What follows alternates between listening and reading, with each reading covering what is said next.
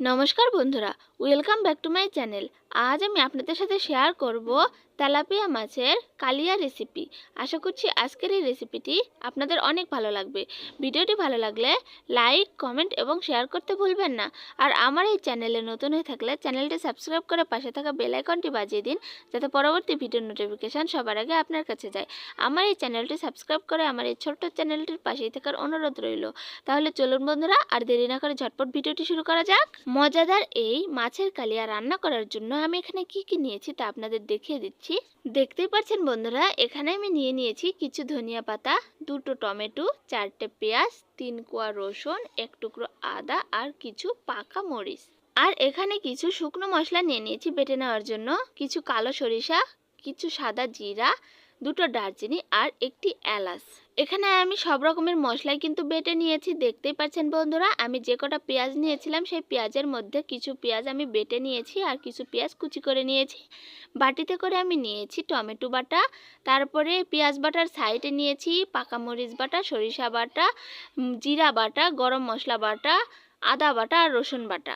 আর এখানে অন্য একটি বাটিতে ধনিয়া পাতা বেটে রেখে দিয়েছি। এখানে তরকারি ফোড়ন দেওয়ার জন্য আমি নিয়েছি একটি দারচিনি, একটি সাদা এলাচ, কিছু গোটা জিরা আর একটি তেজপাতা। তারপরে এখানে নিয়েছি দুটো বড় বড় সাইজের তেলাপিয়া মাছের চাকা। এই মাছের চাকাটা কত বড় সেটা আমি হাতের মধ্যে উঠিয়েই আপনাদের দেখিয়ে দিচ্ছি।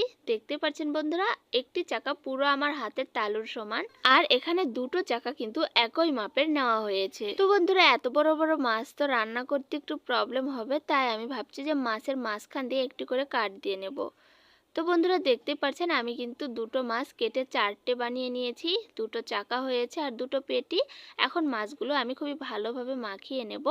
এর মধ্যে মাখিয়ে নেওয়ার জন্য দিয়ে দিচ্ছি স্বাদ মতো লবণ, পরিমাণ মতো হলুদ, তারপর এর মধ্যে দিয়ে দিলাম একটুখানি সরিষার তেল। এখন খুবই ভালোভাবে মাছটা কিন্তু আমি মাখিয়ে নিয়েছি। দেখতেই পাচ্ছেন বন্ধুরা, মাছের সব পাশে কিন্তু লবণ, হলুদ আর সরিষার তেল খুবই ভালোভাবে লেগে গিয়েছে। এখন মাছগুলো ভেজে নেওয়ার জন্য চুলার উপরে একটি কড়াই বসিয়ে দিয়েছি। এখন কড়াইটি খুবই ভালোভাবে গরম করে নেওয়ার পর এর মধ্যে দিয়ে দিচ্ছি কিছুটা পরিমাণে সাদা তেল। এখন নসনি দিয়ে ধরে তেলটা একটু বিছিয়ে নেব। তেলটা ভালোভাবে গরম হয়ে যাওয়ার পরে এর মধ্যে আমি একটি একটি করে 4 পিস মাছই কিন্তু দিয়ে দিচ্ছি। আমার সবগুলো মাছই দিয়ে দেওয়া হয়ে গিয়েছে। এখন এক পাশে খুবই ভালোভাবে হয়ে যাওয়ার পরে আমি অন্য পাশে খন্তা দিয়ে উল্টিয়ে দিয়েছি সবগুলোই। এখন অন্য পাশেও খুবই ভালোভাবে ভেজে নেব। তেলাপিয়া মাছ সেহেতু কিন্তু অবশ্যই মুচমুচে করে ভেজে নিতে হবে, তা না হলে মাছের যে একটা গন্ধ আছে এই গন্ধটার জন্য আর খাইতে ভালো লাগবে না। তো বন্ধুরা, আমার মাছগুলো ভেজে নেওয়া হয়ে গিয়েছে। আমি একটি প্লেটের উপরে উঠিয়ে নিয়েছি, তা কিন্তু আপনারা দেখতেই পাচ্ছেন। রান্না করার জন্য আমি এখানে ইন্ডাকশন চুলা ব্যবহার করব, কারণ গ্যাসের চুলায় রান্না করি হঠাৎ করে গ্যাস চলে গিয়েছে, এখন কি আর করার, তাই এটাতেই রান্না করতে হবে। তো ইন্ডাকশন চুলার উপরে আমি একটি হাঁড়ি বসিয়ে দিয়েছি। এখন হাঁড়ির মধ্যে দিয়ে দিচ্ছি কিছুটা পরিমাণে সাদা তেল। তেল গরম হওয়ার পরেই ফোড়নের জন্য যে উপকরণগুলো রেখেছিলাম, জিরা, তেজপাতা, দারচিনি, এলাচ, এগুলো দিয়ে দিয়েছি। এগুলো ফুটে যাওয়ার পরেই দিয়ে দিলাম কুচিয়ে রাখা পেঁয়াজগুলো।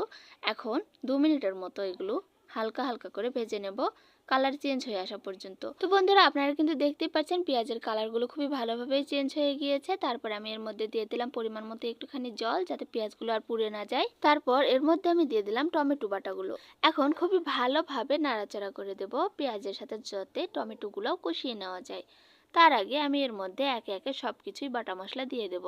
প্রথমে দিয়ে দিলাম পেঁয়াজ বাটা, হালকা একটু নাড়াচাড়া করে দেওয়ার পরে এর মধ্যে আমি একে একে সব রকমের বাটা দিয়ে দিচ্ছি। মরিচ বাটা, জিরে বাটা, আদা বাটা, সরিষা বাটা এবং গরম মশলা বাটা। এর মধ্যে আমার কিন্তু সব রকমের মশলাই দিয়ে দেওয়া হয়ে গিয়েছে। এখন শুধু খুবই ভালোভাবে নাড়াচাড়া করে মিশিয়ে হালকা একটুখানি জল দিয়ে দেব, যাতে মশলাটা জলের সাথে খুবই ভালোভাবে কষিয়ে নিতে পারি। তার আগে এর মধ্যে দিয়ে দেব ধনিয়া পাতা বাটাগুলো। তারপর খুবই ভালোভাবে নাড়াচাড়া করে মশলার সঙ্গে ধনিয়া পাতা বাটাগুলো মিশানোর পরে এর মধ্যে একে একে দিয়ে দিলাম স্বাদমতো লবণ, পরিমাণ মতো হলুদ আর একটুখানি লাল মরিচের গুঁড়া। এখন খুবই ভালোভাবে নাড়াচাড়া করে দেওয়ার পরে যখন বলক চলে আসলো, তখন আমি একটি কাচের ঢাকনা দিয়ে হাঁড়িটি ঢাকিয়ে দিলাম। কিছুক্ষণ মশলাটা কষিয়ে নেব এইভাবেই। কিছুক্ষণ পরেই আমি কাচের ঢাকনাটি সরিয়ে নিচ্ছি। দেখতেই পাচ্ছেন বন্ধুরা, মশলাটি কিন্তু খুবই ভালোভাবে কষিয়ে নেওয়া হয়ে গিয়েছে। অল্প অল্প করে বলক উঠছে, কারণ আমি পাওয়ারটি খুবই কমিয়ে দিয়ে রেখেছিলাম। এখন একটু পাওয়ারটি বাড়িয়ে দিয়ে 1000 করে দিয়েছি, কারণ এখন আমি এখানে ঝোলের জল দিয়ে দেব। যে কোনো মাছের ভুনা করার আগে যদি মশলাটা ভালোভাবে কষিয়ে নেওয়া না হয় তাহলে কিন্তু সেই তরকারির টেস্ট আসে না। তাই অবশ্যই মশলাটা খুবই ভালোভাবে কষিয়ে নিতে হবে, যাতে কোনো মশলার কাঁচা গন্ধটা না থাকে। তো বন্ধুরা, দেখতেই পাচ্ছেন আমি কিন্তু এর মধ্যে পরিমাণ মতো ঝোলের জল দিয়ে দিয়েছি। ঝোলটা এমনভাবে দিতে হবে যাতে 5-6 মিনিটের মধ্যে ঝোলটা ফুটেও যায় আর মাখা মাখা হয়ে আসে। আর আমি পাওয়ার বাড়িয়ে দিয়েছি 1200-তে। এখানে লাইট পাওয়ার পরে কিন্তু ভালো মতো বোঝা যাচ্ছে না, যাতে তাড়াতাড়ি বলক চলে আসে সেই জন্য আমি 1200 করে দিয়েছি। তার আগে একটি কাচের ঢাকনা দিয়ে ঢেকে দিচ্ছি যাতে তাড়াতাড়ি বলক চলে আসে।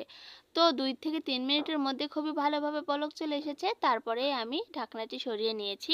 এখন আমি একটি একটি করে ভেজে রাখা মাছগুলো দিয়ে দিচ্ছি। মাছগুলো দিয়ে দেওয়ার পরেও আমি একটি ঢাকনা দিয়ে ঢেকে দেব, কারণ মাছের মধ্যে যাতে সব রকমের মশলার স্বাদটা ঢুকে যায় সেই জন্য আমি কিন্তু ঢাকনা দিয়ে চাপা দিয়ে দিয়েছি। 2 থেকে 3 মিনিট পরে আমি ঢাকনাটি সরিয়ে নিয়েছি। এখন খুবই ভালোভাবে নাড়াচাড়া করে দিচ্ছি। মাছটা অনেক বড় তেলতেলে মাছ, সেই জন্য কিন্তু মাছের পেটিগুলো একেবারে দেওয়ার সঙ্গে সঙ্গে নরম হয়ে গিয়েছে। বোঝা যাচ্ছে না, মশলার সঙ্গে কিন্তু মিশে মিশে আছে মাছগুলো। বন্ধুরা, আমার কিন্তু রান্না প্রায় শেষ হয়ে গিয়েছে আর তরকারিও কত গাঢ় হয়ে গিয়েছে তা কিন্তু আপনারা বুঝতেই পারছেন। তো আমি চুলার তাপটি মিডিয়াম লোতে রেখে 1 মিনিটের মতো জাল করে নিয়ে চুলাটি অফ করে নিয়েছি আর চুলা থেকে কিন্তু আমি হাঁড়িটি নামিয়ে রেখেছি, তা কিন্তু আপনারা দেখতেই পাচ্ছেন।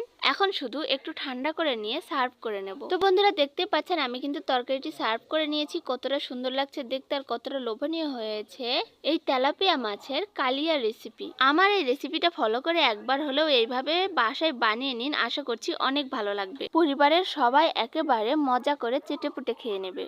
তো বন্ধুরা, ভিডিওটি আপনাদের কাছে কেমন লাগলো তা অবশ্যই কমেন্টে জানাবেন। ভিডিওটি শুরু থেকে শেষ পর্যন্ত দেখার জন্য আপনাদের অসংখ্য অসংখ্য ধন্যবাদ। দেখা হচ্ছে পরবর্তী ভিডিওতে এরকমই কোনো নিত্য নতুন রেসিপি নিয়ে। ততক্ষণ পর্যন্ত ভালো থাকুন, সুস্থ থাকুন। টাটা বন্ধুরা।